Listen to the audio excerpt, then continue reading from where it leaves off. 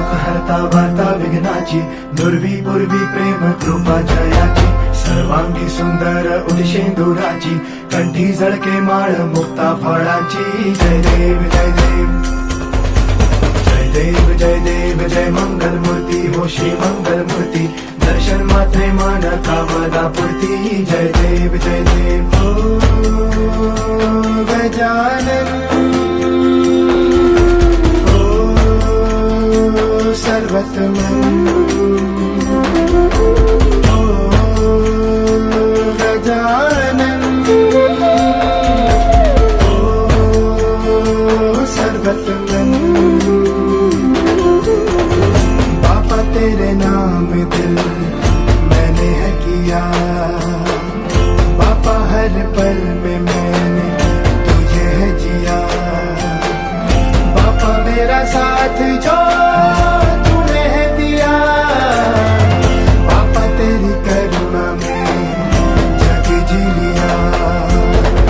खजिता फरा तुझ गौरी कुमरा, चंदनाची उटी कुंकुम केशरा, हिरे जळत मुग्ध शोभा तो बरा, रुजती नुपुरे चरणी घागरिया.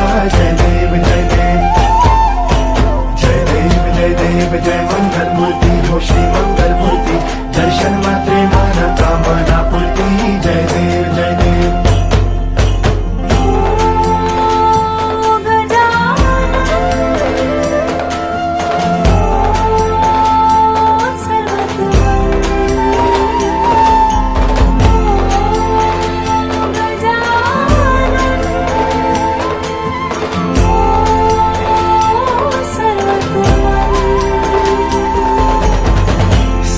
जग तेरी ही तो माया, सब मेरी खातिर तू ही लाया, इस धरती का तू जो दाता, इसे संवारूंगा है ये वादा.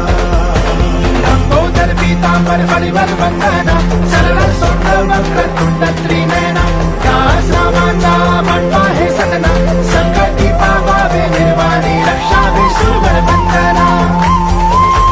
जय देव जय मंगल मूर्ती हो श्री मंगल मूर्ती, दर्शन मात्रे मानता